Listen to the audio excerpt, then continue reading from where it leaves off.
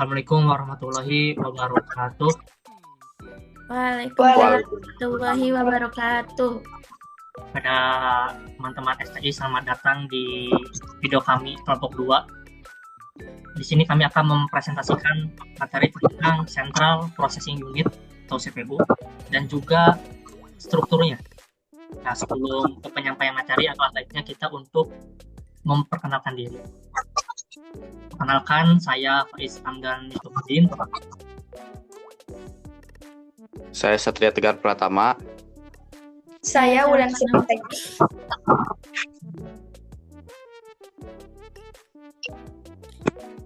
Nah, oke, kita mulai ke materinya. Silakan untuk yang menonton video kami, silakan bisa menyimak dengan baik. Yang pertama adalah pengertian. Nah, sebelum mengenal lebih jauh, alangkah baiknya kita untuk mengenal dasarnya dulu, pengertiannya dulu terkait CPU dan juga bus. Ya, apa sih CPU itu? Nah, yang pertama adalah CPU. CPU merupakan Central Processing Unit. Kita sudah mendengar sering sekali tentang CPU, yaitu otak dari jalannya sebuah komputer, yang memiliki peranan yang sangat penting dalam sebuah komputer untuk mengolah data, menjalankan instruksi program, dan mengontrol kerja seluruh komponen komputer. Contohnya ketika kita sedang mengetik, bermain game, terus coding, nah itu akan diproses terlebih dahulu oleh CPU. Yang kedua adalah bus.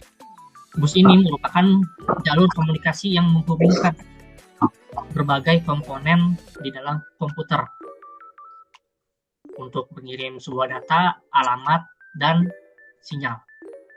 Nah, di sini saya membagi perbedaan agar mudah dipahami terkait CPU dan juga bus dari berbagai aspek. Yang pertama dari aspek fungsi, yaitu untuk CPU itu memproses data dan juga mengolah.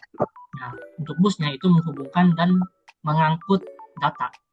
Nah, maksud dari menghubungkan dan mengangkut data, CPU itu ibarat kantor pusat, hard disk, RAM, dan komponen lainnya itu gedung-gedung lainnya. Sedangkan bus itu adalah jalan raya atau kabel-kabel yang terhubung dengan gedung-gedung. Maka dari itu, peranan bus ini sangat penting. Jadi, jika tidak ada bus, maka CPU tidak bisa mengirim data, atau kantor pusat tidak bisa mengirim sebuah surat ke gedung lain. Begitu sebaliknya, gedung lain atau komponen lain tidak bisa menerima surat dari si gedung pusat, itu kantor pusat. Yang kedua dari aspek letak. Nah, kalau CPU itu berada di dalam apa, teman-teman, ada yang tahu? CPU Tidak. motherboard ya. Sedangkan bus itu menyebar di seluruh sistem komputer. Nah, yang ketiga, yang terakhir adalah aspek peran utama. Yang CPU itu untuk sebagai otaknya komputer, otak sistem, dan bus ini jalur komunikasi antar komponen. Perlu diingat bahwasannya bus ini bukan kabel ya, tetapi seperti tembaga-tembaga kecil yang berada di mainboard seperti itu. Lanjut ke struktur dan fungsi CPU yang akan dijelaskan oleh sel panas. Silakan pada sel panas. Oke. Selanjutnya adalah struktur dan fungsi CPU. CPU merupakan komponen terpenting dari sistem komputer. CPU adalah komponen pengolah data, flash data, word data, dan read data berdasarkan instruksi-instruksi, write into wrap, dan lain-lain yang diberikan kepadanya. Dalam mewujudkan fungsi dan tugasnya, CPU tersusun atas beberapa komponen sebagai bagian dari struktur CPU. CPU tersusun atas beberapa komponen, yaitu Arithmetic and Logic Unit (ALU) bertugas membentuk fungsi-fungsi pengolahan data komputer, dan Control Unit bertugas mengontrol operasi CPU dan secara keseluruhan komputer dalam menjalankan fungsi-fungsi operasinya.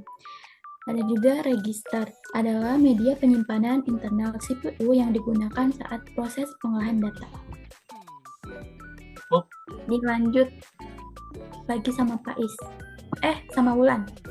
Silakan, Wulan. Oke, baik. Oke, saya akan menjelaskan mengenai memori dan struktur bus. Di sini ada memori.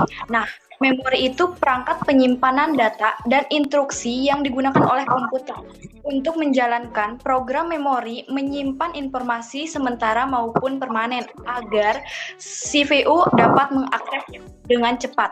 Nah, di sini ada struktur bus. Struktur bus itu jalur komunikasi yang digunakan untuk mentransfer data antar komponen dalam sistem komputer, CPU, memori, perangkat, input atau output. Jadi intinya itu memori dan struktur bus itu ibarat otak dan jalur saraf komputer. Tanpa keduanya, komputer nggak bisa kerja dengan lancar dan responsif. Makasih.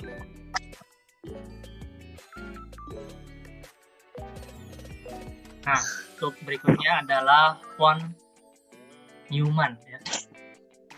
Jadi von Neumann ini merupakan seorang arsitektur. Nama aslinya adalah John von Neumann. Merupakan seorang arsitektur. Serta von Neumann ini merupakan model komputer modern zaman sekarang yang sudah kita pakai untuk kebutuhan sehari-hari seperti laptop, ya, terus handphone. Nah, itu merupakan model yang dikembangkan oleh von Neumann yang dikembangkan pada tahun 1945. Jadi kerja dari von Neumann ini bagaimana komputer ini bisa bekerja di dalamnya. Terus dari mulai membaca sebuah perintah, menyimpan sebuah data dan memproses sebuah hasil.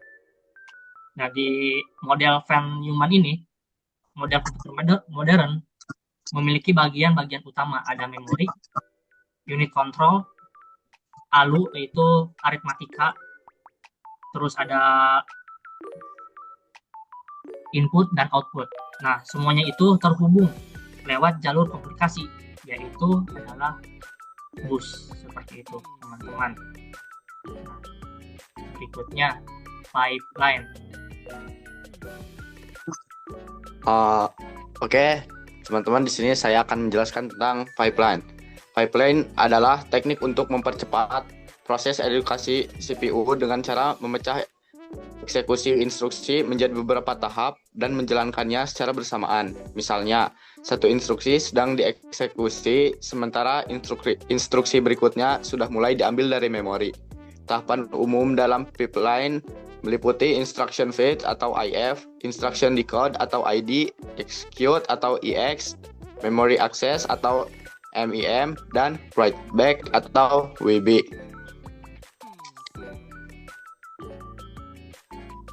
Udah. Nah, sekarang kita masuk ke kesimpulan. Silakan kepada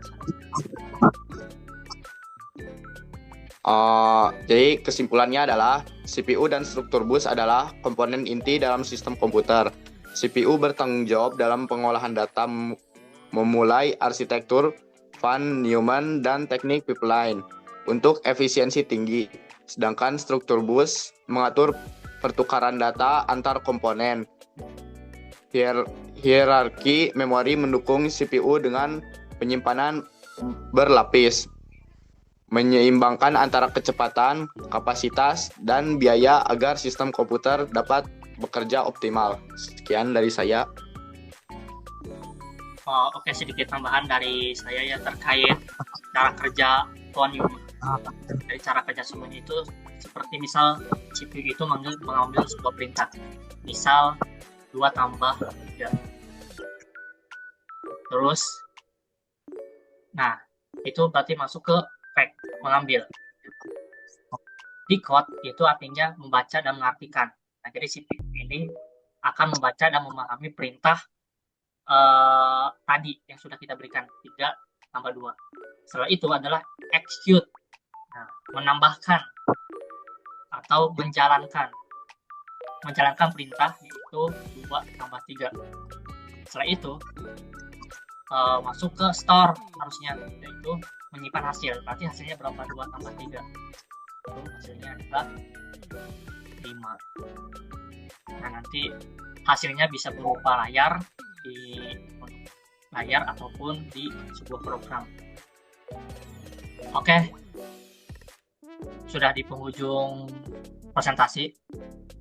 Terima kasih kepada teman-teman yang sudah menonton video kami. Mohon maaf bila presentasi kami kurang dipahami. Kalau kurang dipahami nanti bisa bertanya di kolom komentar. Betul atau tidak teman-teman? Betul. Oke, sebelum ditutup, marilah kita berdoa terlebih dahulu. Dimulai.